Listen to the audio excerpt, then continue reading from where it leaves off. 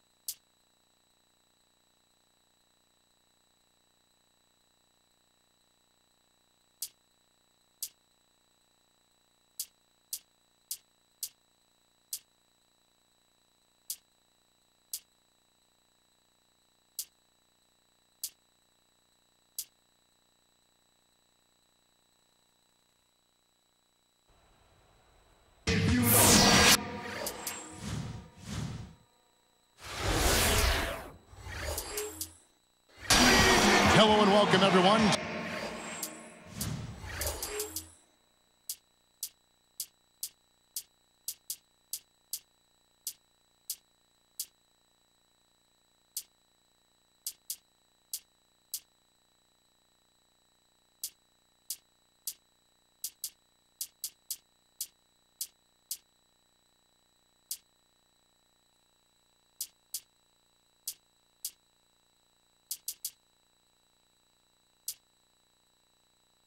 To the NBA on 2K Sports. This is Kevin Harlan with Clark Kellogg and Steve Kerr.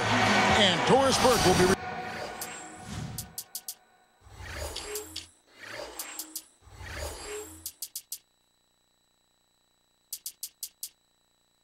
reporting from the sideline. You can feel the energy here in the Bradley Center. The Bucks looking to please their fans in this Eastern Conference matchup. Here's the starting group for the Cleveland Cavaliers. Kyrie Irving and Anthony Parker pairing up in the backcourt. Antoine Jamison out there with Tristan Thompson. And it's G in at the small forward. And for Milwaukee, they've got Gooden. Carlos Delfino out there with Ilyasova.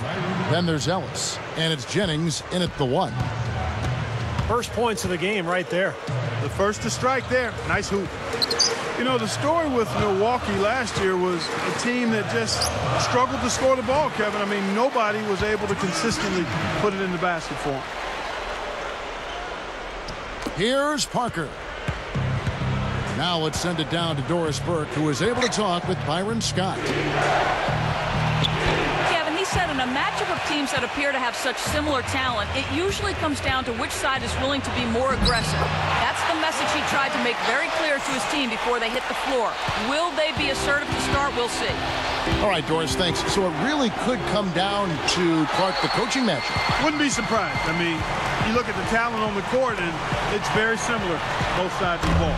Steve, your thoughts? Well, the matchups are really interesting here, Kevin, as you guys talked about. Very evenly matched in terms of talent. So I think, you know, the substitution patterns of these respective coaches will have a lot to say in who decides this game. And Irving throws it down.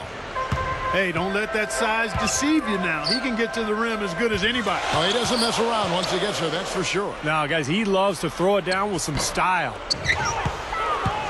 Now, here's Thompson. A few things you know you're going to get with a Scott Skiles coach team. Tough defense, tough-mindedness, fundamentals are going to be demanded. That was a formula to work for the Bucks in their playoff run in 2010, but they need to find some offense now. Here's Jennings, and the Bucks miss again. Cleveland has come out of the gates quickly. 4-point game. It's Parker outside. And here are the Bucks now, trailing by 4.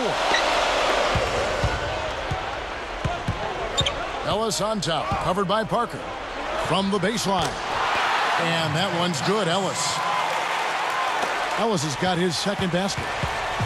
Back to Skiles. Unfortunately, last year they were just okay in those areas. But, Steve, they just had a horrible offense. They were very good defensively, Kevin, but they just could not score. And I think that's the big challenge this year for the Bucks if they're going to get back into the playoffs. They've got to find a way to get easy baskets offensively. Here's Ellis. The Cavaliers making the shot. And so he draws the foul on the shot. A trip to the line to shoot 2. Look at the numbers for Monte Ellis, Kevin, and he upped his assists, lowered his turnovers, improved his shooting percentages across the board. May have been his best year yet. And the Bucks with some changes. Larry Sanders is checked in for Ilyasova. And Mbah comes in for Carlos Delfino. And back once again to Monte Ellis. Last season, Stevie played so well, and yet still not enough to make the All-Star team in the West. Well, again, it's so difficult in the Western Conference. You look at the guards, not only at the point guard spot, but at the two as well. You know, Chris Paul, Kobe Bryant, Ginobili, Westbrook, Deron Williams. You know, hard to say that Monte should have been there in front of any of those guys.